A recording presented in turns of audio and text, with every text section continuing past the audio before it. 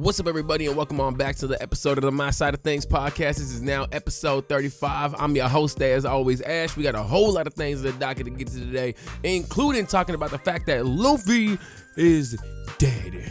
Nah, I'm playing. Well, I don't know. Maybe it's like that Oda foreshadowing, but right here, there was usually like a little Luffy wanted poster, but now there is none because Luffy done fell off to the ground. Either that or that's a foreshadow of One Piece falling off. One of the two. Oh my gosh. But we got a whole lot of things in the docket to get to today that don't pertain to Luffy. We got to talk about Smackdown going back to 2 hours. We also got to talk about Cedric Alexander's debuting in TNA.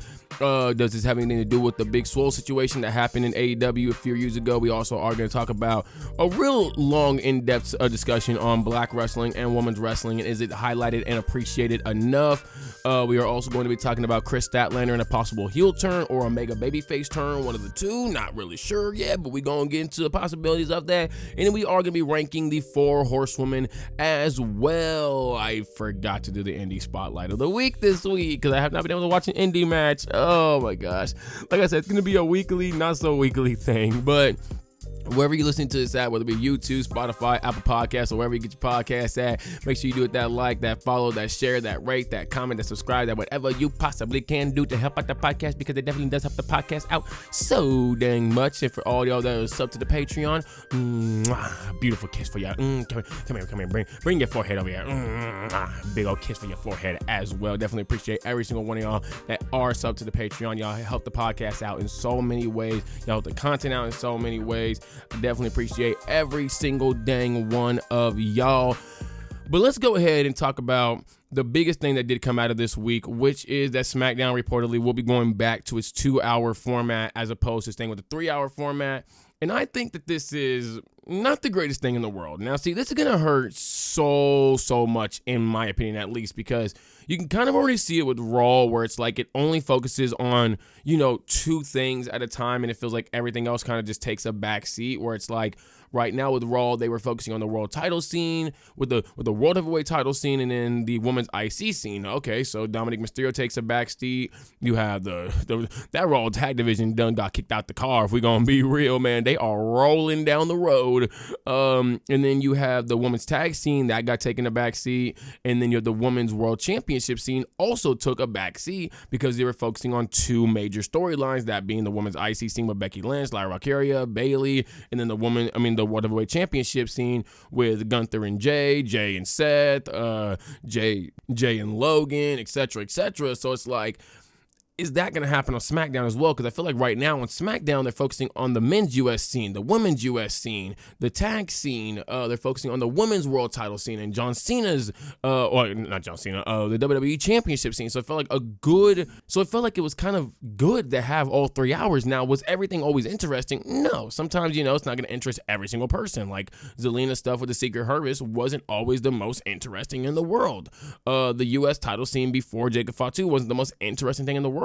But at least all these divisions got to get shown off. And I think what's going to happen is we're going to see that once SmackDown does go back to 2 hours, and it really sucks about when it's happening because it's July 2nd, which is 2 weeks away from July 13th, Evolution, the women's only pay-per-view.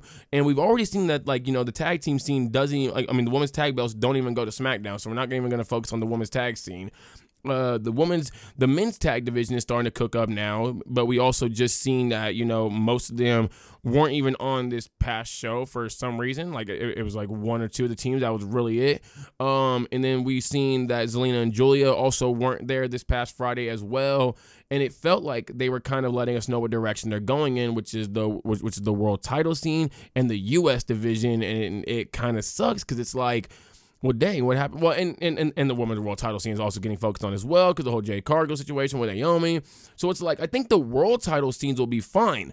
But what happens to that U.S. division? What happens to the SmackDown tag division? The best division, I think, right now. The best tag division, I think, right now in wrestling, in my opinion. I think it's better than AEW's tag division. I think it's better than NXT's tag division. I think it's better than, it's been better than New Japan's tag division. Even though they got like 50 different tag belts over there. It's better than Ring of Honors. It's better than, NXT's better than TNA's. It's better than literally everybody's. And so it's like, is that going to take a hit as well? Because now you have the Wyatt Six back with this storyline that doesn't really make the most sense. So it's like, it's not, it's not going to be as heavily cared for if it doesn't really, move as many people. And I don't think really anybody cares about this Wyatt Six storyline because there's not really much of a storyline there other than them just going after a bunch of tag teams for some odd reason. Like, maybe they will care about it, maybe they won't. What happens with Zelina and Julia? Because obviously, they're going to be having their United States Women's match this coming Friday. It's like, will Julia, if she does win, will she get screen time, or is she just going to be wandering around like how Io Sky is and not really getting to do much? If let's say if Nia, I think whether Nia or Tiffany wins the last woman standing match, or if Naomi does cash in, they're all going to get some kind of attention, especially if it is Naomi, because I think that's when they're going to bring Bianca back, and then Bianca and Naomi are going to go into their big old storyline with Jade Cargill possibly getting into it at some point in time. I don't know when she's going to get back into it, because right now she's doing Queen of the Ring, which for the people that are saying like it doesn't really make sense that Naomi and Jade aren't interfering with each other, why would Jade cost Naomi when if Jade cost Naomi and she's a Queen of the Ring, Naomi would cost her? And if Naomi costs Jade, Jade's going to cost her. So really neither woman can afford to cost each other right now. So they're both playing it smart. But it's like, what happens when, Jade possibly loses? Because Asuka's in the finals. I don't think Jade's beating Asuka now because, I don't even think Jade's going to beat Roxanne. In my opinion, I think they're going to do Roxanne versus Asuka. And then they're going to have Asuka versus Io Sky at SummerSlam. So they're going to go to that big old storyline. So maybe the women's world titles even get focused on, Smackdown. I mean, on Monday Night Raw. But hopefully Asuka does win, because if Jade wins, it's not going to get focused on still. Most likely not. But it's like for SmackDown, I think going back to the 2 hours, that whole 1 hour is going to affect so much. And I know people are saying like, oh, well, it's not the most interesting. There's usually that middle part that sucks, so just get rid of it. But it's like, why get rid of it when you could just make it better? But to me, it shows that maybe a lot of people don't have as much faith in WWE to put on a good show. Like that's basically what it's telling me when y'all say that y'all just want the whole hour taken away. And then I see with Raw, it's they said in the past that they were going to be doing possible 3-hour shows and 4-hour shows because they ain't got no time limit, so they're going to go as long as they need to go. Every show is just 3 hours, or I guess just 2 hours, sometimes 2.5 hours, usually around that point in time.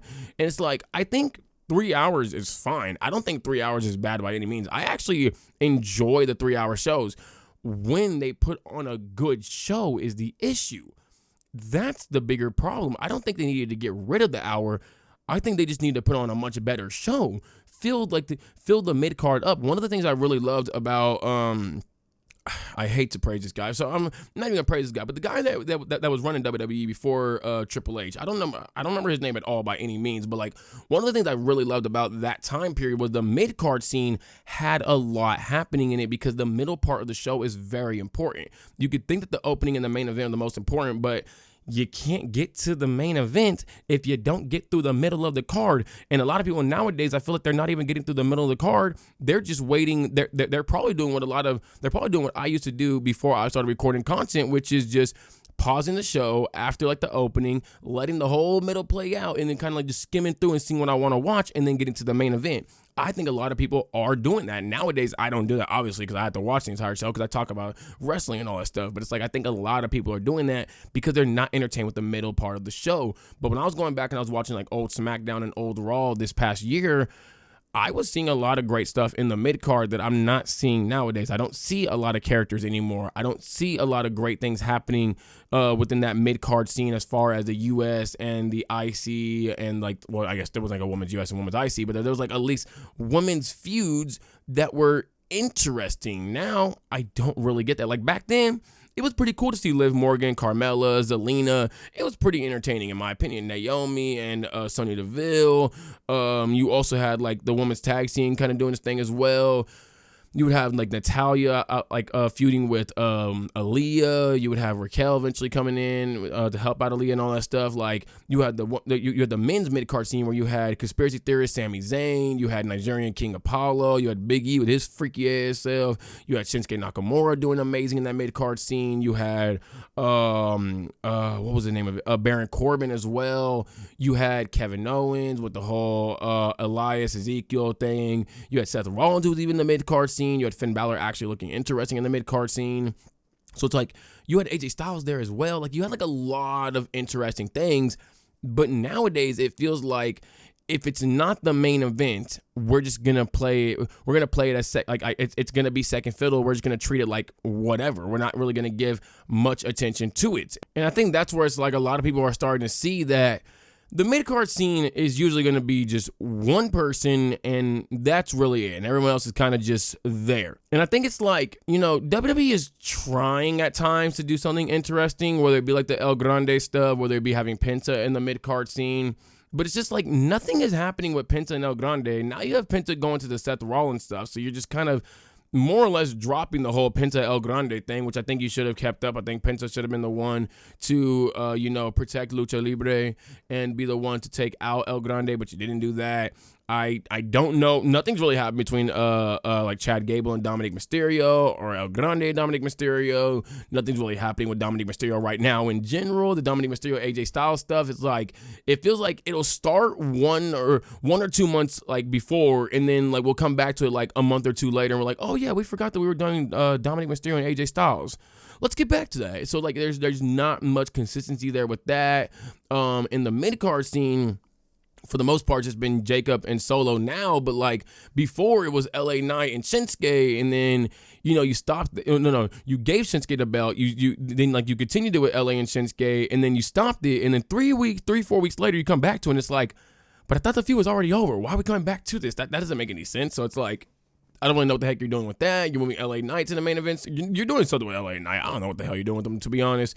But it's like there's not consistency in that mid card. I think that's the big issue right now. It's not that it's not that 3 hour shows are the problem. It's that there's not consistency with the booking that's affecting 3 hour shows. Because I think Raw and SmackDown could both be 3 hours right now if everything was given as much attention as it should be given, especially like I even said on Raw, the women's world title scene has had no consistency because EO ain't been doing a goddamn thing. The tag scene has literally had one defense. No, has had two defenses in like 4 months.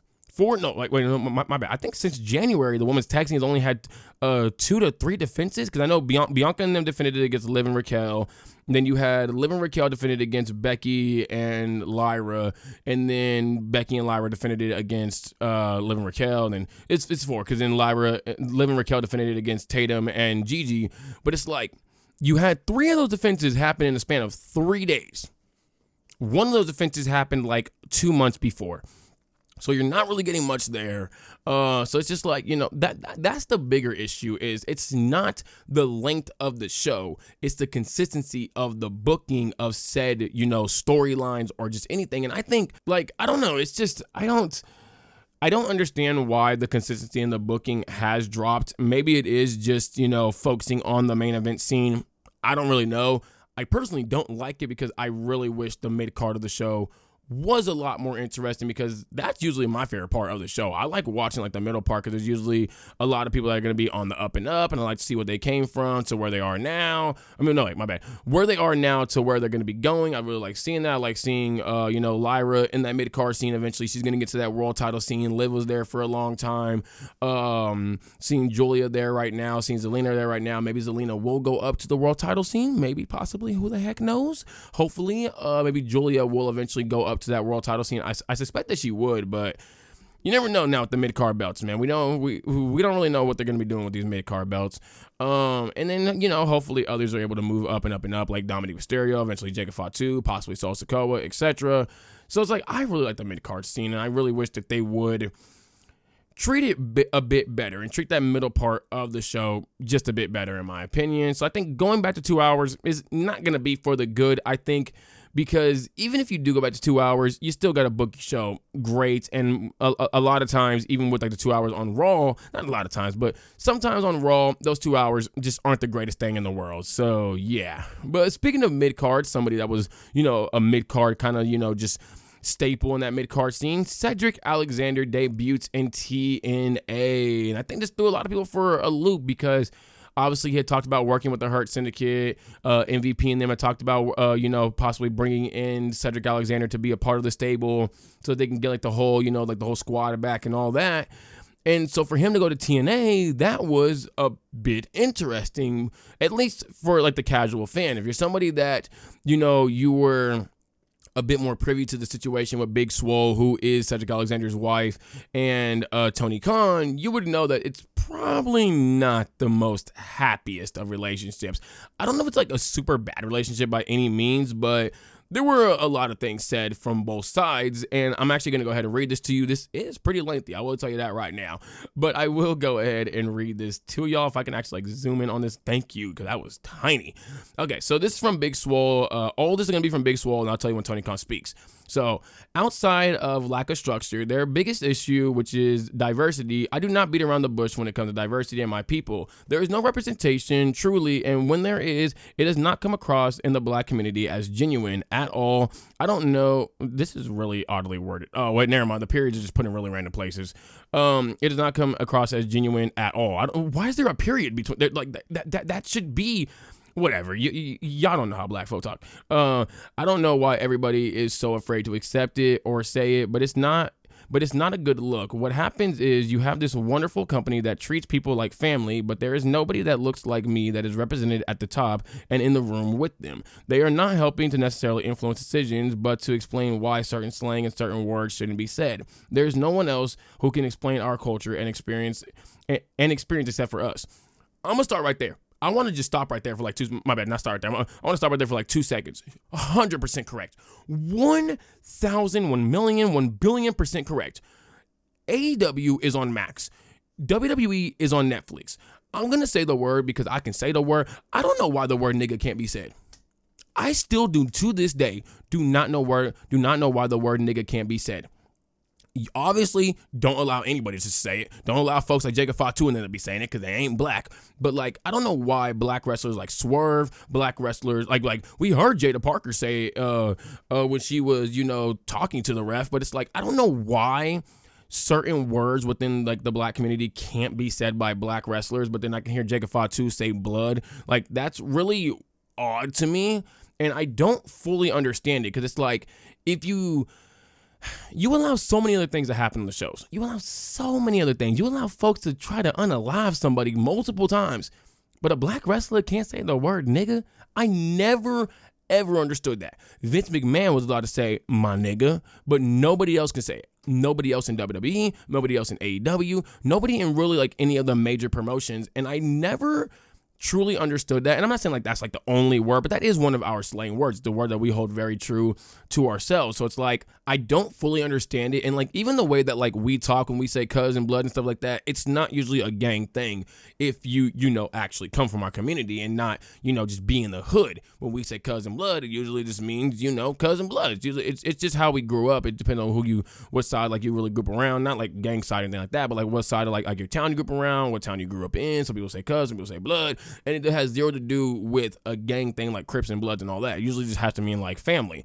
So like, we can't even say stuff like that. You don't see a lot of black wrestlers say stuff like that, but you get other wrestlers who use their slang, and you get to see other wrestlers speak in their languages and all that stuff. But then when it comes to black wrestlers, it feels like more often than not, it's very, how do I say this? It comes across like as if black wrestlers, for the most part, have to speak proper in a sense. And I don't want to say like black wrestlers, obviously like black people can't speak popular, because no, we can't speak popular. It's proper. It's just the way we speak though. But it's like, it feels like as if black wrestlers are more often not whitewashed in a sense, and they're not allowed to be authentic. Like, look at someone even like Swerve Strickland. Like, if you hear Swerve Strickland outside of AEW versus inside of AEW, it feels like he's code switching, and I don't understand why, especially with Swerve's character, would he have to code switch? He's the most dangerous man in AEW, was a part of Mogul Embassy.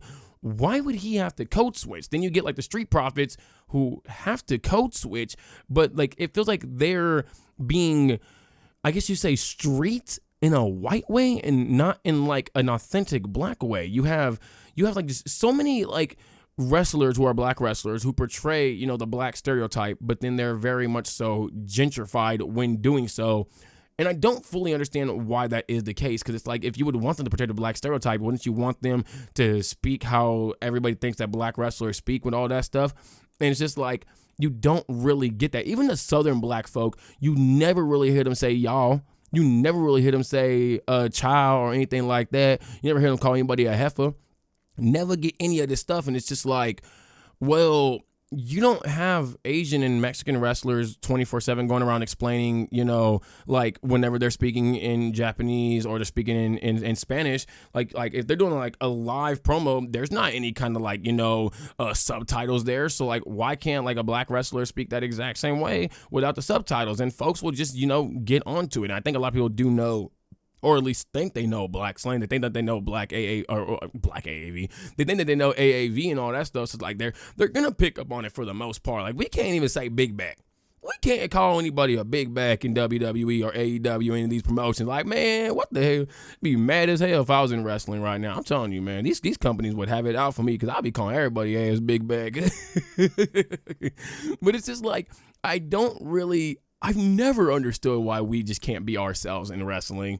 But Swole goes on to say, I guess I could have just went like this. Swole also explained that her daughter with husband and WWE superstar Cedric Alexander stopped watching AEW because of the finite amount of black wrestlers in significant roles. Instead, Swole said her daughter favors WWE because it favors the likes of Bianca Belair and Biggie. Oh, well, this was around like 2021, so not too mad at her for that, but I'm going to be real with you. She low-key capped right there. I'm not going to lie. I'm not going to lie to you at all because I'm going to talk about it in a little bit anyways, but black wrestlers, for the most part, is just like one in the main event scene when it comes to the men and women's side. So I don't even really want to hear that. I'm good off hearing that, but at least she was mainly correct because at least in around AEW's time, it literally was just one black male. It was like just one black wrestler in the main event scene in general, and there was none in the women's department besides like Nyla Rose. And that was literally it. The rest of them, there was none. Willow Nightingale wasn't in that main event scene constantly. She wasn't winning world titles. So, and neither was Big Swole, and neither was Trish Adora or anybody else. Additionally, Swole said, having 2 or 3 minute matches on Dark doesn't keep me happy, and she lamented the fact that AEW has brought in so much talent over the past year without figuring out a way to utilize all the existing talent. That's been something that's said about AEW for a long time now, and it's not even just AEW. It's just companies in general that tend to see big name, bring in big name, and then don't know what to do with their other names. That's something that every single company struggles with, in my opinion. Swole noted that her heart just stopped being that her heart just stopped being in it, and divulged that she told Khan her peace was being disrupted before the decision was made to part ways. That one I'm not even gonna comment on. I understand if you're not feeling something, just leave. That just makes a lot of sense. Now, I really like AEW, but this is also why I say that I like wrestlers before I like companies, because this is what Tony Khan said on Twitter. This was a few years back, mind you. This is back in 2021. The top 2 AEW execs are Brown, me, and I think Mia or Mega. I'm assuming Maya. Jade, Bowens, Caster, Dante, Nyla, Isaiah, and Mark Quinn all won on TV this month. The TBS title tournament has been very diverse. I let Swole's contract expire as I felt her wrestling wasn't good enough. That was horrible to say. First of all, just publicly bashing a wrestler is crazy in my opinion. I don't like when Tony Khan did it. I didn't like when Triple H did it when he said keep the mic away from Ricochet. I thought that was corny as hell too. And just like, this feels like my black friend. I have a black friend. I have a black boyfriend. I have a black girlfriend. Like, it just doesn't come off the right way, like, to me, like, by saying that all these names, and I'm gonna be real with you, none of these names were in the main event scene, and that's something I'm actually gonna kind of get into. I have this long think piece written right here, by the way, so I guess I can go ahead and read this to you. Black wrestlers are more often than not thrown into tag divisions, used as jokes or characters. Very few are ever given main event opportunities. Usually one woman, one man in the main event scene, while the rest are losing a lot or in the tag division. And that's basically what was just shown right there. If you look at the wrestlers he listed, Jade Cargill was in the mid-card scene, was not in the main event scene by any means. Anthony Bowens, Max Caster, tag team, The Acclaim. Dante, literally doing nothing. Nyla, former women's champion, not doing nothing. Isaiah and Mark in the tag team, basically losing the entire time. So it's like you sure, they all got a win that month, but I expect that to happen at least every once in a while where they'll all get a win. But like, for the most part, you have most of them losing. You're not having anybody in that main event scene. And even nowadays, if you look at AEW, as much as I do like AEW, Swerve Strickland is the only black wrestler who's been in that main event scene. You ain't had AR Fox there. You have not had Ricochet there. You've not had who am I thinking? Like, I don't want to hear about the whole Ricochet and Swerve Strickland had a #1 contenders match at Dynasty or Revolution. I don't really care. Ricochet literally has not been in that main event scene. He's been shoved down to the mid card the entire time. I can't even think of other black male wrestlers in AEW right now. Like Keith Lee's injured. Well, no, Keith Lee has his sickness and all that stuff. But it's like the male scene, no, and then the woman scene. I'm actually gonna just jump to this part real quickly because I do want to heavily touch on this woman. Mercedes Moné in AEW is basically the only woman that's actually been in the main event scene, but she's not even really been in the main event scene. She's been in the mid-card scene the entire year. Now there is the report that Mercedes Moné versus Toni Storm was always planned for All In and all that, yada yada. Cool. I don't really care to hear that too much because Mercedes Moné could have still been in that main event scene, and I think that she could have took a loss. I don't think that Mercedes Moné needed to have this undefeated streak. I don't really think that it made much sense to have an undefeated streak, especially when you're like in the mid card scene and then you never jump to the main event scene. That makes zero sense in my opinion.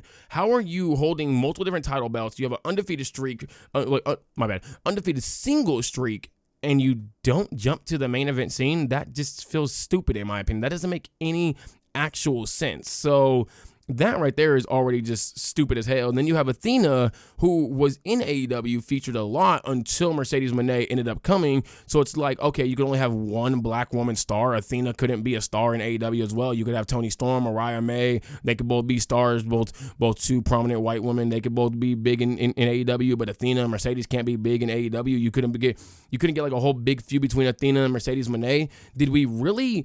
Look it, man, I'm happy that Athena's going to get 1,000 days. Did we really need Athena to get 1,000 days?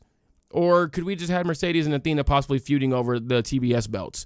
Or possibly feuding over the Ring of Honor Women's Championship? Like, I'm going to be real with you. As much as I love Toni Storm and Mercedes Moné, I think it's going to be an awesome match. Give me Mercedes versus Athena 10 times out of 10. I think everybody right now, if you ask them, would they rather have Mercedes versus Toni or Mercedes versus Athena? Mind you, take away all belts from Mercedes Moné and take away take away all belts from Mercedes Moné, take away all belts from Athena, belts from Athena, take away the belt from Toni Storm, and just say, would you rather have Mercedes Moné versus Toni Storm at All In or Mercedes Moné versus Athena at All In? No belts on the line, no nothing like that. Everybody would literally say, give me Mercedes versus Athena. Everybody would rather want that because we've seen how it just went and we want to see that match again. Everybody would be asking for that. So it's like you could definitely have Athena be a lot more, prominent in AEW, but not even just that. Athena, once Mercedes Moné came, started getting marketed a whole lot less. Way less marketing in Ring of Honor, way less time in AEW, way less marketing in AEW. That's interesting as well. But like, as far as, like, I guess I could stay on Mercedes Moné because I'm already here. I have this entire think piece right here written as well. So Mercedes Moné constantly put over everybody else in WWE. Charlotte Flair, Alexa Bliss, Becky Lynch, Bayley, Carmella, Summer Rae, Dana Brooke. If you don't remember, that was like 2017, 2018 where Sasha Banks was losing to literally everybody. She lost to the most random of like just women, and it made zero sense in my opinion. And then obviously the stuff with Charlotte Flair, she was a super big mega baby face when she came onto the roster. Everybody loved Sasha Banks, and then gets the big win over Charlotte, loses, wins, never gets one successful defense with the Raw Women's Championship, defeats Alexa Bliss, and then loses it back 8 days to Alexa Bliss. Becky Lynch had the big Hell in a Cell match. I thought Sasha should have won that match in my opinion. I think she needed that win a lot more than Becky Lynch did, but sure, have Sasha win. And then she put over Bayley because Bayley was kind of falling off the wagon, if we're going to be real. It wasn't until she got around Sasha Banks / Mercedes Moné that she really started getting back on the up and up. If we're going to be honest, if we're just going to be honest, because who remembers this? Who remembers that Bayley won the Raw Women's or the Money in the Bank in 2019? Exactly. Everybody remembers 2017 when she won the Raw Women's Championship. Nobody really remembers that she won it in 2019. So, yeah, nah. But to go back to it, but everybody complains about her nowadays getting so many belts, but fails to realize her WWE career embodies this whole think piece. Even though being younger than Bianca Belair and having more star power, she had to lose because only one black woman could be in the main event scene at a time, and she was the rookie who got to skip the line because they wanted Bianca to slightly parallel Rhea. Around 2021, not only is Mercedes Moné still younger than Bianca Belair, 3 whole years younger, that would mean back in 2021, she was still in her 20s while Bianca Belair was in her early 30s. Mercedes Moné, who, I guess Sasha Banks, who was finally becoming established as one of the, pillars of WWE, of one of the pillars of its women's division, did not get the big win at WrestleMania that she should have gotten. Bayley got one, Charlotte Flair got one, Becky Lynch got one. Sasha never got hers, and I feel like even though Bianca Belair did win the Royal Rumble this year, Sasha Banks should have gotten the big win, because if Charlotte can beat Asuka at WrestleMania when Asuka was on like a 900-day win streak, and if Becky Lynch could beat Shayna, even though Shayna was coming out of WrestleMania, coming out of NXT looking like an absolute boss, then yes, Sasha Banks could have beaten Bianca. Bianca could have took a loss here. It would not be a problem. Bianca could have won easily at Backlash. Like, there's literally a month later, she could have just won there, because literally they could have just kept running the feud. They could have just kept running the feud. They do that all the time. So yeah, no, that was stupid to me. But they just wanted Bianca to get the win because Rhea around this time got a win as well, get the Raw Women's Championship and all that. So, yeah, no. But then we're going to go over here to Mercedes Moné in AEW, despite being the biggest star, has not had one women's world title match at all. She hasn't even had a, like a number one contenders match for it, and has been relegated to getting 2 mid-card belts, the Strong Women's Championship and the TBS Women's Championship. So not only has she helped out Stardom become much bigger than it already was, she also helped out AEW become much bigger than it already was. Yet she never got a match against Saya. She never got a match against Saya Kanatami. She never got the match against the top woman in Stardom right now. Not only did she never get that match, she never got to hold their top belt either. But she had to hold the Strong Women's belt and make that one actually cared about, and now making Azumi more and more cared about. And when Azumi leaves, we gonna know why. And then getting other companies' belts as well. She gets treated well by CMLL. She gets the EWA belt. She gets the Rev Pro Undisputed belt. She gets all these other belts, all these other ones. And then you can even say that Athena's lack of AEW time. I said that already. Yeah, because like I said, I said about Athena. I mean, Tony Khan choosing Mercedes over Athena. That's how it feels like. And it's just like, this happens so much with black wrestlers, because it's not even just her. I have more over here as well. Carmelo Hayes lost most of his main roster matches, has had one opportunity to get singles belts, relegated to Miz's shiny new toy, feels very white man will be responsible for young black star with a lot of potential success as a common white trope. This is a very, very common white trope in movies and all that stuff, that like this rich old white man helps out this young black star who has so much potential but doesn't have any kind of connections at all and doesn't have really any kind of knowledge of the business, takes advantage of them and all that stuff, uses them and all that. That's usually how it is. In NXT, he started out in the tag division with Trick Williams before branching out to the mid card and main card. He was the only black wrestler. I mean, he's the only black main event wrestler when Wesley was in the mid card and Trick was just taking pins. That's literally what was happening. Wesley was one of the biggest stars in that mid-card scene, and he was just just never really getting main event matches, not really doing much in the main event. And like I said, Trick Williams was literally just taking pin after pin after pin. Swerve Strickland, highly sought out indie star, forced to be in a rap group where the 3 others had little to no experience in wrestling, yet didn't get to be the star of the group until closer to his call up to the main roster. He was even promised by Triple H that he was going to be the star of the group. He was promised that he was going to be the face of the group, and the man was treated like second fiddle to Top Dollar and Ashante the Adonis, who had literally no experience at all. And it's probably because Swerve Strickland had a lot more charisma and was going to be a much bigger star than WWE wanted him to be. In AEW, started out in a similar group with Mogul Embassy and in the tag division with Keith Lee. Then after breaking away from Mogul Embassy, finally got into the main event scene where, but got into the main event scene, but still was the only black wrestler in that spot. Wrestlers like AR Fox, Bishop Khan, Max Caster, Anthony Bowens were relegated to the tag division or losing most of their matches despite being in their primes or entering their primes, especially someone like AR Fox. AR Fox is absolutely elite. AR Fox is one of AEW's best wrestlers, and this guy has never been treated like that. Like, this guy would get much better success in the indie scene, I'm going to be real with you, but he probably gets a lot more money in AEW. Anthony Bowens looks really amazing right now, and yet he's now taking multiple losses in a row.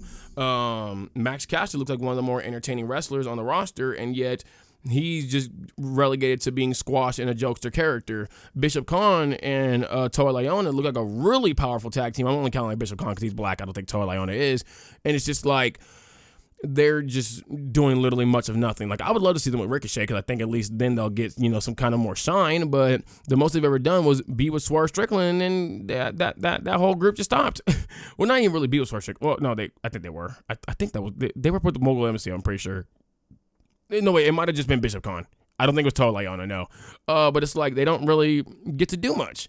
Then you have Ricochet. Speaking of him, clearly an uberly talented wrestler, was wasted away in WWE because of an apparent poor mic skills, yet was never given an opportunity to turn heel, instead of relegated to the comedic relief character. When his tag team got hot with Braun Strowman, they immediately dropped the tag team with no actual reasoning as to why. For the rest of his career in WWE, he'd be used to put over everybody else, despite people similar to him with poor mic skills getting opportunities. Now seeing his work in AEW, it's clear that he was just being held back in WWE. Also doesn't help that Triple H played in on the joke of keeping the mic away from Ricochet. Look it. Everybody, I feel like, has gotten opportunity after opportunity after opportunity within WWE, whether they have great mic skills, average mic skills, or elite mic skills. I think someone like AJ Styles does not have like far superior mic skills to Ricochet. I think his mic skills are good. I don't think AJ Styles' mic skills are that great by any means. And I'm looking at Ricochet right now as a heel. I think him and AJ Styles have pretty similar mic work. So it's like, if AJ Styles can get this opportunity, why can't Ricochet not get this opportunity? Why can't you package Ricochet into like this super duper mega star and show him off the way that you show off AJ Styles? Because he can do a lot of the same great things in the ring that AJ Styles can do as well. So it's like, I don't get why he's a guy that couldn't get an opportunity. And the same thing holds true for so many black women wrestlers. Look at Naomi when she came into WWE. Her and Cameron were literally the Funkadactyls.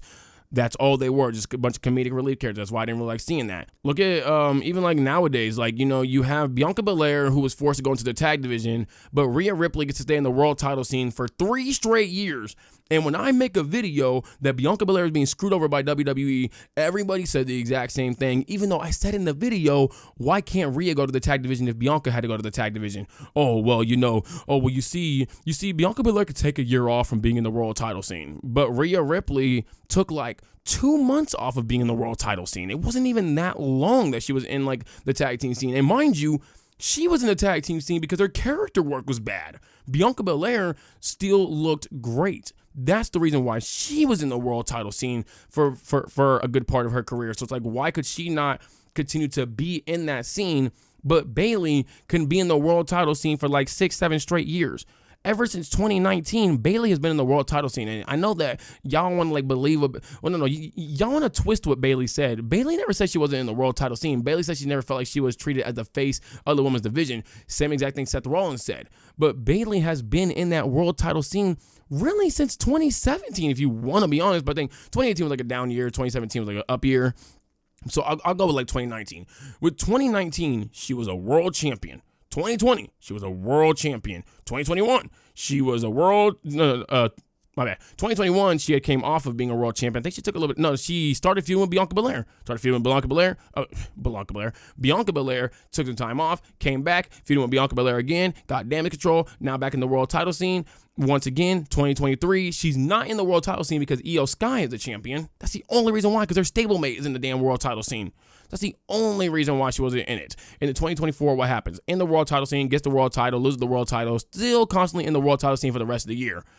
She's been in the world title scene for like 6 straight years, or 5 straight years, actually. So it's like, Bianca Belair can't be in it for 5 straight years, but Bayley could be in it for 5 straight years, which, mind you, when we talk about Bayley in a little bit, I'm going to be real with you, fam. I don't know where the hell Bayley ranked, but I can tell you right now, it ain't above Bianca Belair if we're going to be real. So it's just like, when you look at it, the black wrestlers do get way more screwed over. And it's like, I know someone's going to say, well, there's not that many black wrestlers, so the percentage is going to look crazy, because if you look at a lot of white wrestlers, there are a lot of white wrestlers who are in the mid-card scene and all that stuff. And I think that's the issue. When you don't highlight black wrestling, when you don't highlight black wrestlers, it makes a lot of black folk not want to be wrestlers. Because I think a lot of black folk would love to be wrestlers. But it's like, when you look at the companies, for the most part, it's one person, maybe, just maybe, you'll get 2 in the main event scene that are black, but most of the time, it's 2 black women. It's never, ever, ever, ever 2 black men, besides that one point in time where it was Big E and Bobby Lashley, and that was it. That was the only time. Other than that, there's never really been another time where there's been 2 black male wrestlers in that main event scene. And like, I think that's what turns a lot of black folk away from wanting to be wrestlers, and instead saying, you know, let me go into other fields, like, or if they're going to choose a sport, let me go to basketball, let me go to football, like, heck, let me go to baseball. They'll give me more. Hell, right now, soccer might be giving you more love than wrestling. So it's just like, it's it turns a lot of black wrestlers away. That's why you don't really see many black indie wrestlers, because it's just like, why would you want to be a black wrestler when you're going to be uberly talented, but then forced to be a comedic relief character the entire time, i.e. Ron Killings, i.e. R-Truth, who has been basically just a job. Well, I don't even want to say a jobber, but like a comedic relief character his entire career.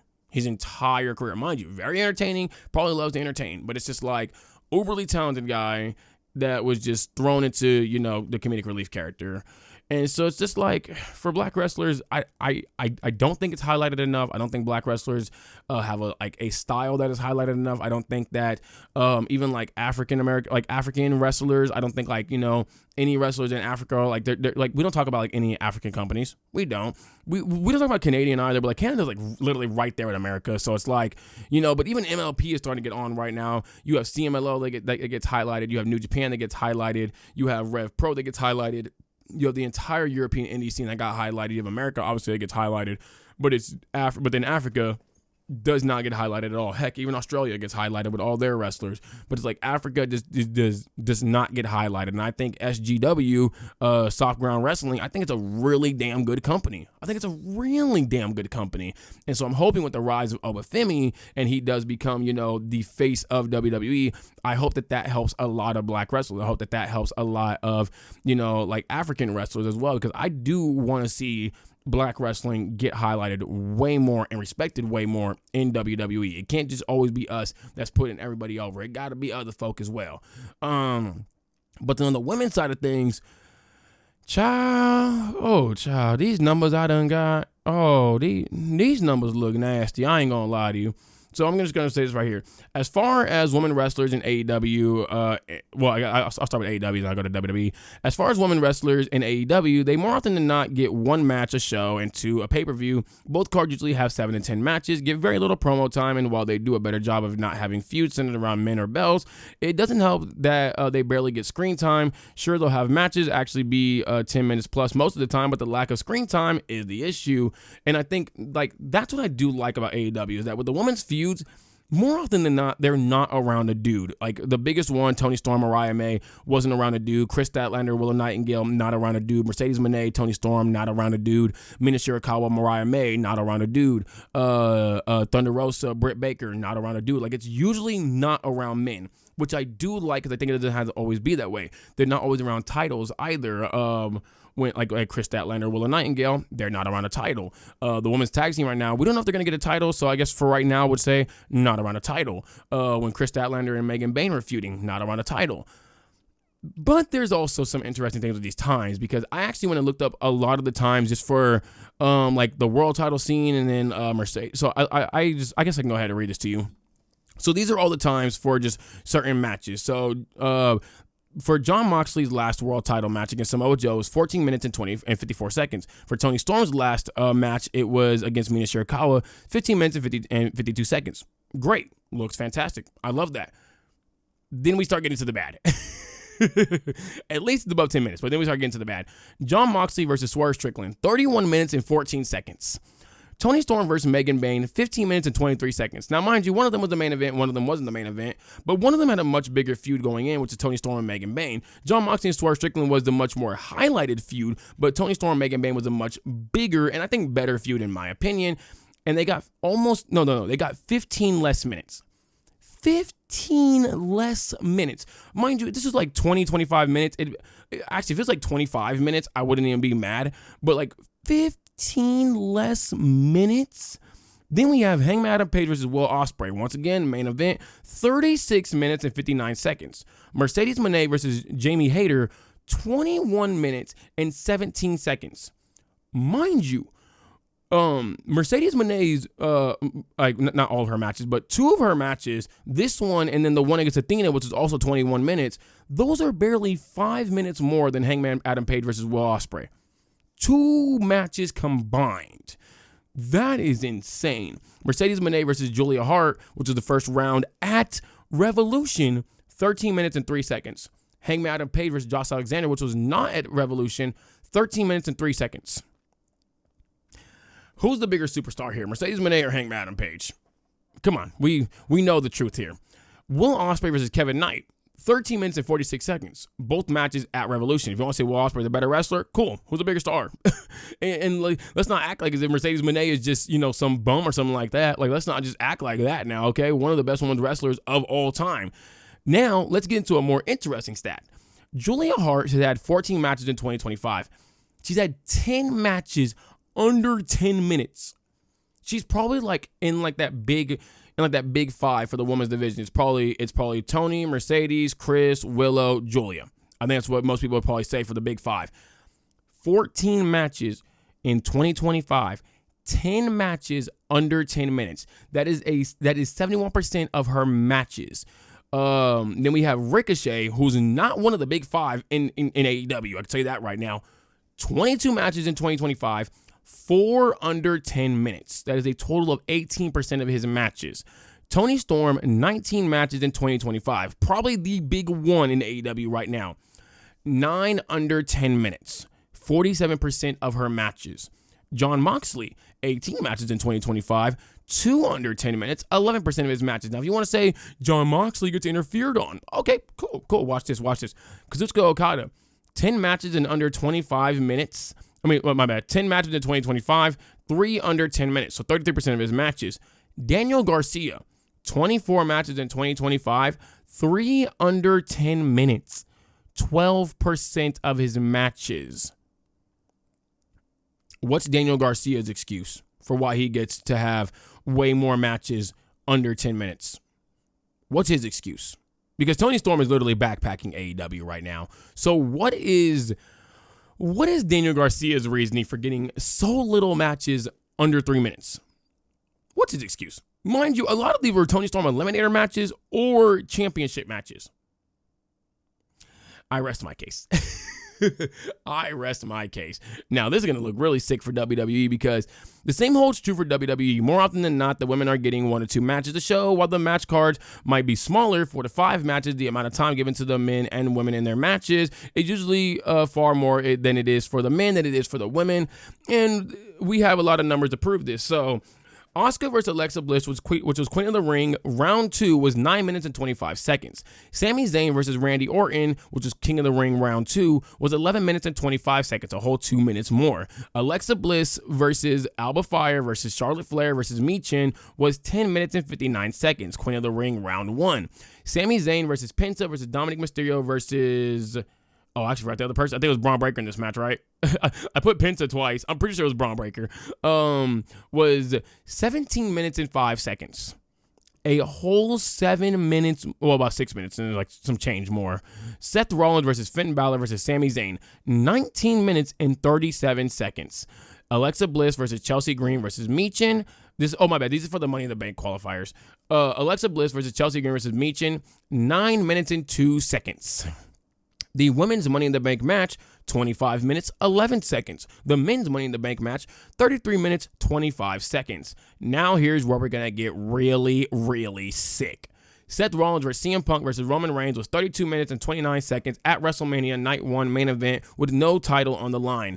Rhea Ripley versus Bianca Belair versus Io Sky was 14 minutes and 26 seconds with a world title on the line. Tiffany Stratton versus Charlotte Flair was 19 minutes and 9 seconds which had a world title on the line. Both women's world titles got a total of 33 minutes and 35 seconds, which is 1 minute and 6 seconds more than the men's main events that had no world title on the line. And if you want to say, well, these were not main event matches, the opener, like I said, for Rhea Ripley and them was 14 minutes and 26 seconds. Jey Uso versus Gunther, which was a 1v1 match, 16 minutes and 21 seconds. A 1v1 match ran longer than a triple threat match against the 3 top women in WWE. That is sick. That is sick. You cannot defend that at all in the slightest. You can't tell me that 2 women's matches should have 1 minute and 6 seconds or more than a main event that had no world title on the line. Mind you, that's not counting the entrances, by the way. That's just the match. That is just a match. That's not counting Roman Reigns' long-ass entrance or Seth Rollins' long-ass entrance or CM Punk's long-ass entrance. No, it's just counting the match. All these numbers come from Cage Match, by the way. I just had them copy and pasted on over here. They all come from Cage Match. This is actually disgusting. This is disgusting, the amount of time that women get nowadays when women are some of the biggest stars in the company. Like, when you talk about the top 5 biggest stars right now in WWE, Rhea Ripley, Bianca Belair, and Io Sky are in there, or at least they're boxing somebody to be in there. And if they're not within that, well, Rhea Ripley's definitely within that top 5. She's within that top 2, if I'm gonna be real with you. No, right now she's probably number 1. Right now, she's probably number 1 because Roman Reigns ain't even there right now. Cody Rhodes is kind of, he's still really damn big, I'm not going to lie. Pause, by the way, but he can't shoot for shit. Boy, got a Shawn Marion jumper. Oh, my gosh. That Cody Raheem Rhodes is going away. Seth Rollins, I think Rhea Ripley is still bigger. I'm going to be real with you. I think Rhea Ripley is a lot more popular than Seth Rollins. I think Bianca Belair is probably a lot more popular than Seth Rollins. Yeah, so I would say Rhea and Bianca are over Seth. Io Sky and Seth are probably within that same realm, if I'm going to be real. So it's just like, and I guess Jey Uso's up there too. So it's just like, yeah. And AEW, I mean, I don't even think it's a question of who the hell is more popular between Tony Storm and Jon Moxley. If you say Dean Ambrose, maybe people would know, but like Jon Moxley, come on, man, it's Tony Storm. Tony Storm, Kazuchika Okada, it's Tony Storm. Tony Storm, Daniel Garcia. I'm gonna be real with you, folks might think Daniel Garcia a boxer because I thought he was too. They might think Daniel Garcia work at like some school or something like that. And you talking about Mr. You talking about Mr. Garcia? Are you talking about Professor Garcia? Because I don't know what Daniel Garcia in AEW don't even sound like a wrestler, if I'm gonna be real with you. I think people know Tony Storm over Will Ospreay. Maybe they might know Will Ospreay more only because he talks a lot about WWE, but that's about it. I think folks are gonna know Tony Storm more than Hangman Adam Page. Ricochet, that one's up in the air because Ricochet did come from WWE, so that's like the only one. And Mercedes Moné, if you say Sasha Banks, people are definitely going to know her over literally anybody here. And they're going to know Mercedes Moné for sure because they're going to know about the damn 6 belts and all that stuff. So it's just like, clearly the women are not getting any kind of respect when it comes to their division, if we're going to be honest with this. Like, if we're just going to be honest, man, come on. We know it's the truth. We know that it's the truth, that women are extremely valuable today. They are amazing wrestlers today, and they just get no type of screen time whatsoever. They get their matches reduced. They get very little feuds in WWE. More often than not, it's centered around a man. Rhea Ripley, Liv Morgan was centered around a man. You had Liv Morgan and Roxanne was now centered around a man. You had even Liv Morgan and Tiffany Stratton started getting centered around a man for some reason. You had Charlotte Flair and Tiffany Stratton start getting mentioning men, and it's just like, it's always just men in WWE because they do the simple trope of women's stuff should either be centered around men or they should be a support character to men. That's usually what happens more often than not, especially with Liv Morgan, Dominic Mysterio, Rhea Ripley, Dominic Mysterio. You could say that, you could say that Rhea kind of carried Dom more, or you could say that Liv carried Dom more, but it was still around a man. It was still around a man more often than not. That's why I did like Rhea with Judgment Day, because I felt like she was the leader, but then you had Damian Priest kind of start branching out. You had Finn Balor kind of start branching out. For right now, you had, Damian Priest and then branching out, and that kind of just shoved everybody to the side. So, well, not right now, but like last year. So, yeah, no, I think the women definitely deserve to get a whole lot more respect, if we're going to be real, man. They deserve to get a whole lot more respect. I think women should be getting, shows where it's mostly women and less men. I think that should be just a thing that happens. If you think that women wrestlers can't sell out, I think you're kind of crazy, in my opinion. If you think that women wrestlers can't sell just in general, I think you're definitely crazy, in my opinion. I think women wrestlers have shown that they are some of the best wrestlers on the planet, that they are absolutely awesome when it does come to wrestling, that they are amazing mic workers, amazing character workers. Naomi right now is playing the best heel in WWE, in my opinion. I think she plays a much better heel than Seth Rollins still does, because she has an actual character. I think Becky Lynch has shown that she's absolutely top tier, elite, one of the best of all time, and she's still in her prime right now, looking like she's absolutely amazing. I think Nia Jax has only gotten better with age. I think she's also just been absolutely amazing as well. I think Jade Cargill has, come on at a very fast rate. I think a lot of these women are showing progression that, not just progression that men don't show early on, but they're also showing that sustainability when they're booked. The problem is they don't get booked, so they start cooling off. They start getting a lot of rust. They start getting a lot of rust on them, and it's just like some of them look worse and worse. But it's like they only look this way because WWE and AEW and these other companies don't really book them like that. So they start getting rusty. Like, I think Athena right now looks rusty as hell because she ain't really getting booked like that. Mind you, literally backpacking Ring of Honor.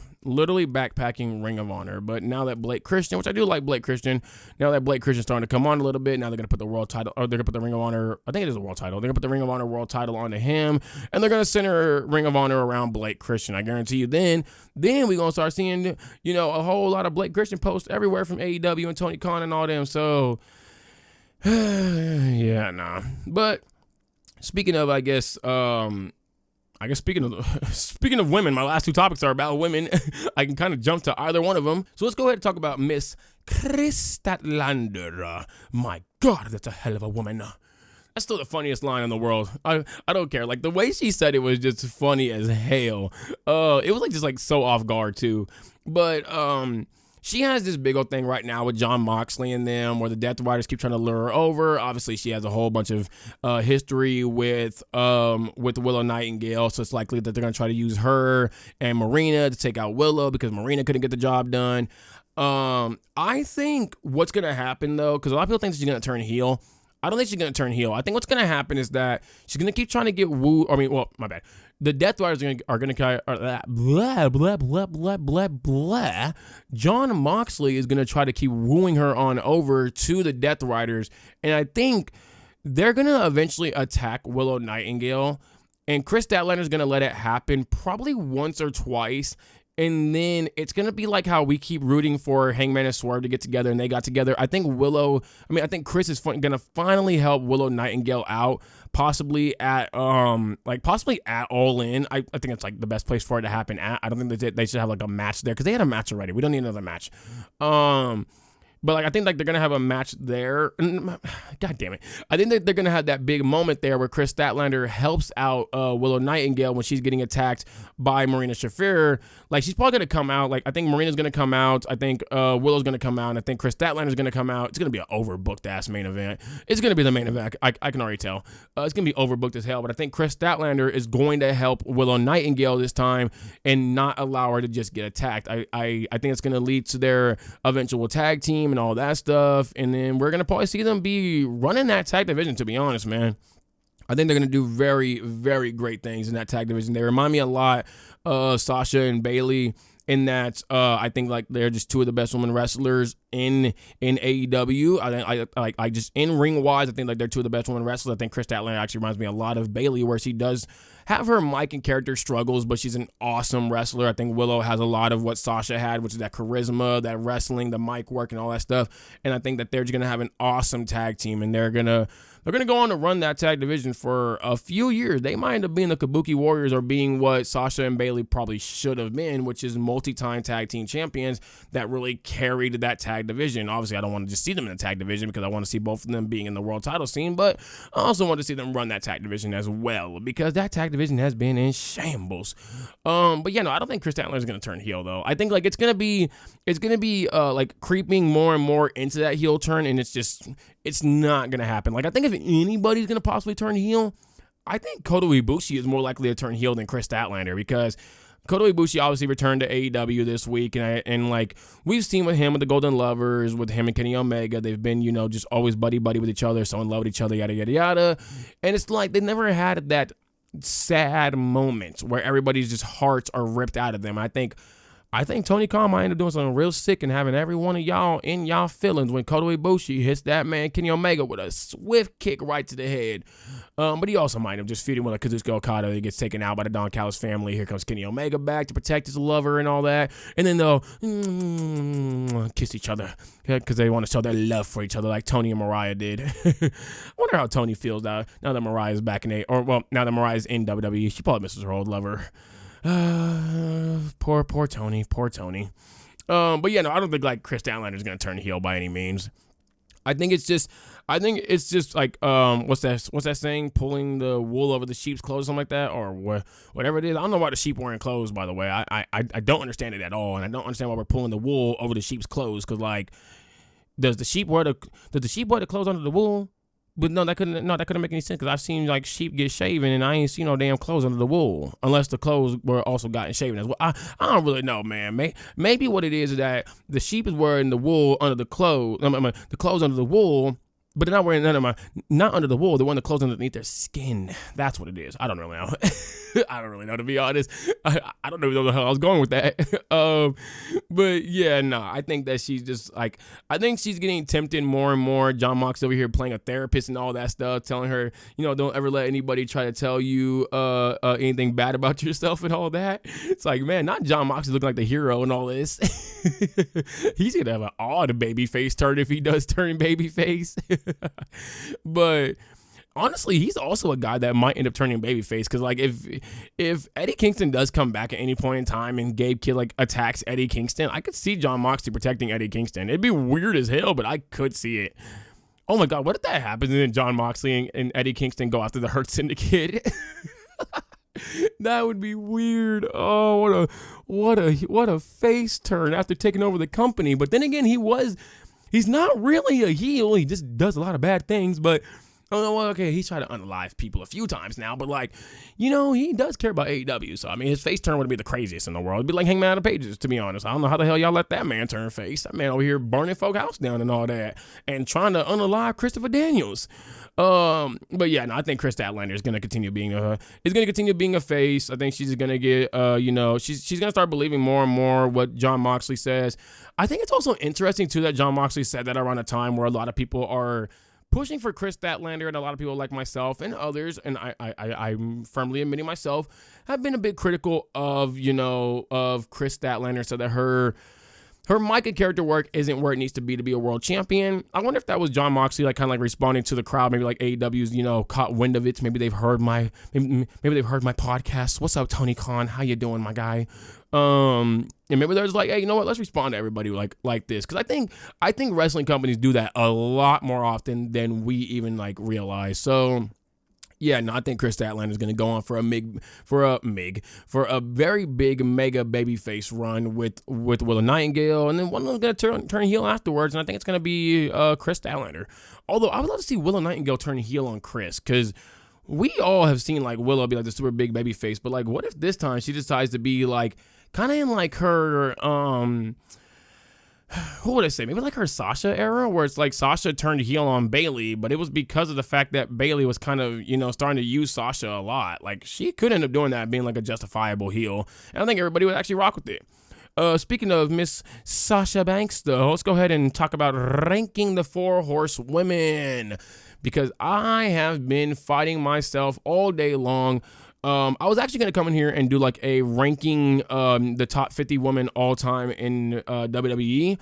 And then I got really, really lost on where to rank Bayley. And I was like, well, Bayley has to be by the Four Horsewomen, right? Because they all have like that major impact. They're all absolutely elite wrestlers. I think the lowest that any of them are is a 4.5 out of 5. I don't think any of them are below a 4.5 out of 5. I think every single one of them, Bayley, Charlotte, Becky, Sasha, Mercedes, whatever you want to, I'm just going to use Mercedes because it's much easier to do. I'm not going to keep going back and forth.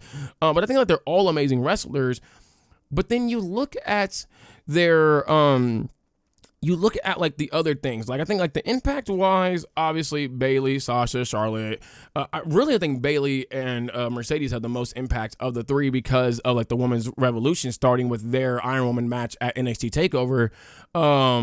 So it's like I think like they have the most impact. But then I think when you take when you factor in everything else, I think she's a far worse mic and character worker than Becky Lynch and Charlotte Flair are, and Mercedes is as well. I think like. I know it might sound crazy to say, but I think Bayley's mic work is a 2. I don't think she has good mic work, in my opinion, because she's not believable as a character. And like I feel like the believability as a character lies in your mic work. I think like if you're able to, have great tone, you're able to have great delivery, your cadence is all great and all that, I think you're able to play a character a bit better. And I think also, I guess character work is kind of also acting as well. Maybe it is just her acting is not that great, but I feel like that kind of goes into your mic work as well. Because I think if you can speak on a mic, well, okay, if you can speak on a mic, you can't act. But if you can act, you can speak on a mic. And so it's like, I guess maybe is it her just acting that's not as good, and that's why her mic work isn't that good? Maybe it's just that, because her mic work when she was a babyface, like, was like a super duper mega babyface as the hugger. She looked really damn great. But it's like since then, she hasn't looked as great. And maybe it is just the acting that's not it. And maybe her mic work is good, but her acting is bad. Maybe it's just that one. But I say all that to say, I think Bayley's at the bottom of the Four Horsewomen because she has not shown me much outside. Well, she's trying to show me much, but it's just not connected. But I think, like I said, her matches, she puts on elite matches. I can't think of too many bad Bayley matches in my opinion. Obviously, everybody got a bad match. I just can't think of the bad match for Bayley. And it's like, was it a bad Bayley match or was it just a bad match because somebody else wasn't doing that good? So yeah, no, I think Bayley is at the bottom though. Sadly, like I said, I really do like Bayley, but I can't put her that high. Now the next one, I have to go with Charlotte Flair. I think Charlotte Flair has been an awesome heel. She has been an amazing heel.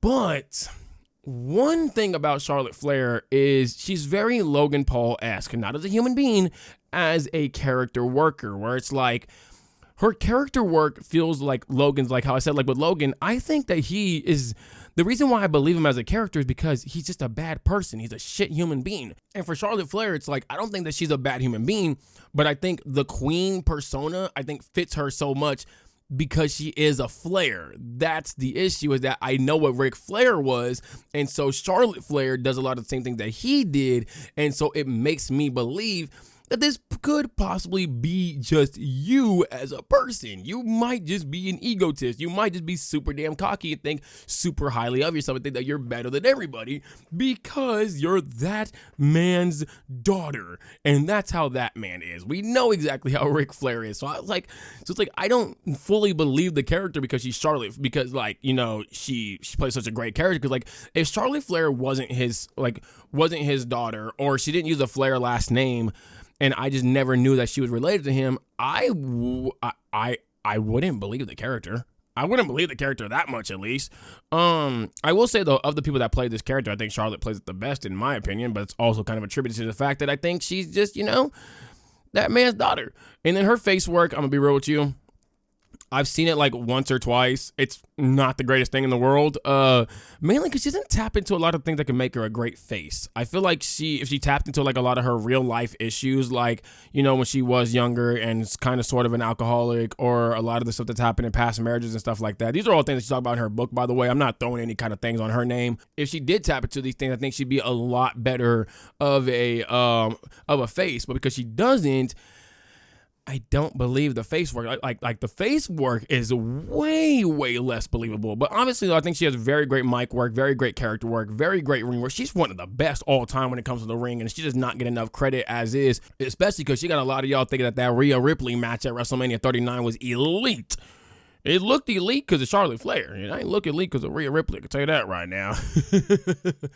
Oh my gosh, I'm always gonna find a way to hate on that match. It's literally no hate toward Rhea Ripley. I just don't like that match because so many people say like it's the best Charlotte Flair match. I don't think it is by any means, and it damn sure ain't Rhea Ripley's best match either. I think Rhea Ripley's best match is against Liv Morgan at SummerSlam, or it's against Shayna Baszler at NXT TakeOver. I don't remember where the hell that TakeOver was at. They had like 50 different ones that were all different places. I can't remember exactly where it was at, but yeah, no, I don't think that was Rhea's best match in my opinion. Hell, I think Rhea vs. Charlotte 1 was better than Rhea vs. Charlotte 2. They need a 3, by the way, probably this coming year.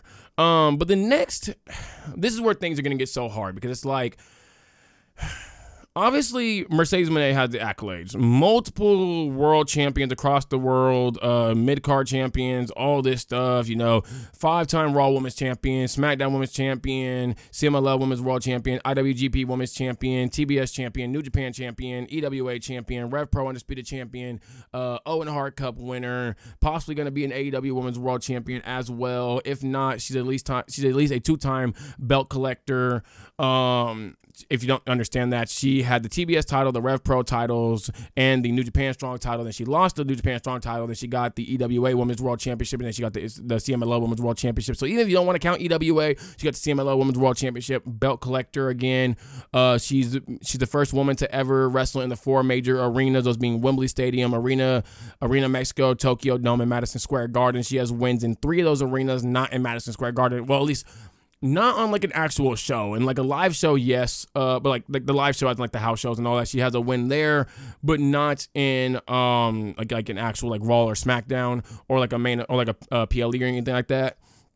So she has all this stuff. She has the WrestleMania main event. She has the NXT main event. She has the NXT Women's Championship. Becky Lynch, on the other hand, NXT Women's Champion, 7-time Women's World Champion, I think, or maybe 8-time. I think 7-time. IC Champion. She has the main event. She's a double champion.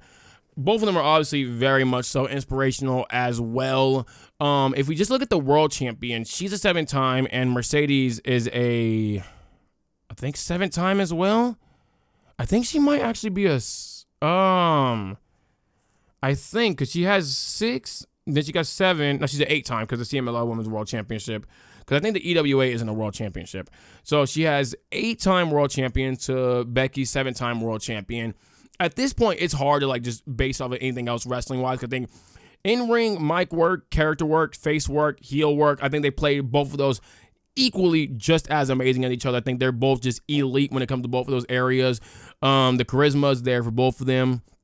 So it's like I gotta kind of like go off of accolades, and I have to like factor in that certain accolades are like way differently than others. Not saying that like New Japan is like different than WWE or AEW is different than WWE. Like I think the TBS belt, IC belt comparable.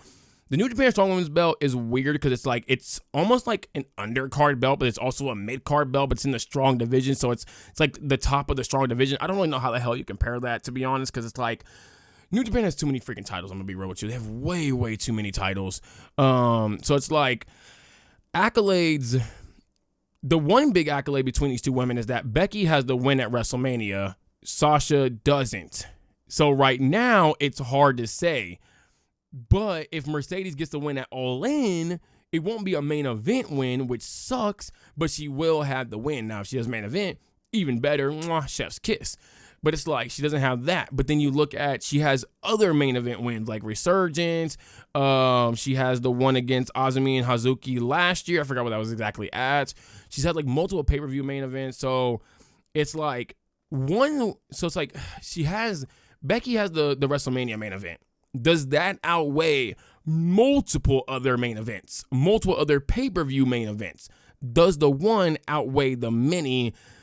She also had the main event against Kyrie for the IWGP Women's World Champion. So it's like, does that one outweigh it? I don't even know if that's like their biggest show or not. I honestly could not tell you. So it's like, it's hard to say. Like, it really is, because then like Becky Lynch has the Royal Rumble win. Mercedes never got one because, you know, she got eliminated by, what was that, Zelina Vega? Oh my God, man. Oh my God. Like it's so hard because it's like we know Mercedes' career in WWE is kind of like a screwed over career as opposed to Becky Lynch, where Becky Lynch had this awesome career. She wasn't screwed over. So it's like, it's so hard because then you have NXT, where first woman to main event in NXT takeover NXT, like the very first ever woman to main event a PLE or pay-per-view in WWE history. Then on the main roster, she's the first one to ever main event a WWE pay-per-view as well, alongside Charlotte Flair. So it's like, you have that. Both women got kind of screwed over at Evolution. Either one of them could have been the main event. Obviously, more so Becky, Charlotte, but either one of them could have been the main event. Bayley versus Sasha should have main evented Hell in a Cell. It sadly didn't. I guess there's also the argument of the triple main event. The triple main event is for 2 world titles. Sasha went in with a title. Becky did not go in with a title. One is a singles main event. One is a double main event. I mean, one is a triple threat main event. Then you have Sasha, who also has the first woman to get a tag team belt in an elimination chamber match. She does also have the tag team championships. I think Becky has that as well, though. Yeah, Becky has it with Lyra. So it's like, I think these women are more or less tied. I would say the only thing that I think gets Mercedes over right now is belt collector, 2-time belt collector. But it's like, I guess what's more impressive, 2-time belt collector or the WrestleMania main event win? That's really the deciding factor. And I think for me, it's crazy because it's just like women never main evented a pay-per-view or never main evented WrestleMania, so we never thought that was going to really happen. But then we also never thought that a woman was going to be a 2-time belt collector, the only 2-time belt collector. So it's like, which one is more, I guess, impressive? Is it more impressive that WWE let women main events? Mind you, one of those women was Ronda Rousey and the other one was Charlotte Flair, so it's like, does that kind of factor into it? Or is it more impressive that, Mercedes Moné was able to be a 2-time belt collector on the indies, not even just on the indies, but like actually not even on the indies. That's the more impressive thing about it, is that the only one that's an indie belt is the Rev Pro belt. Well, I mean, now the CMLL belt, but it's like, those are the only ones that are like indie companies, because New Japan and AEW are not indie companies. So there's that as well. Gosh, I think I'm gonna go with Becky Lynch. Probably, she does have the man. Like that's also a very big factor as well. But then you like, okay, what's bigger than the man or Mercedes having great storylines against multiple different women? Against Charlotte Flair, she had a major storyline against Charlotte Flair. She had a major storyline against Bayley. She has a major storyline against Bianca. Like, she has 3 major storylines. Becky's 3 major storylines are Charlotte, Bianca, and I guess Lyra. But like, I wouldn't even count Lyra just yet. There is Bayley coming up right now, but it's like you also have Mercedes with Tony right now. So it's like, oh man, it's such a hard one to rank. I'm gonna say that I think I got Mercedes over Becky. I think so. That NXT Women's Championship, getting it earlier in your career, I think is more impressive than getting it later in your career. You can say that Becky helped put over Lyra, so that's impressive as well, which is definitely very much so impressive. But I think just getting it earlier in your career is a lot more impressive than getting it later in your career. I think the first woman's to do the NXT pay-per-view, to do a WWE pay-per-view main event is a bit more impressive. I don't want to say like it's more impressive than the WrestleMania main event, but like to be the first woman to be a part of 2 different main events, one in NXT, one in WWE, I think that that's more impressive than the WrestleMania main event, in my opinion, especially with having already a WrestleMania main event as well, the first black woman to main event a WrestleMania. So there's that as well. Yeah, I'm going to go with Mercedes over Becky, but y'all let me know how y'all rank them, man. I would love to know how y'all do rank them, and that is going to be for me, though, y'all. I definitely hope y'all did enjoy this episode. As always, if you did, like, subscribe, notification bells, all that great stuff. Y'all make sure that if you're not already subbed to the Patreon, go ahead and sub on over to the Patreon. It's only $1. That's one chenna. But y'all, a great one, man. I'm out. Peace out, everybody. Have a great freaking night.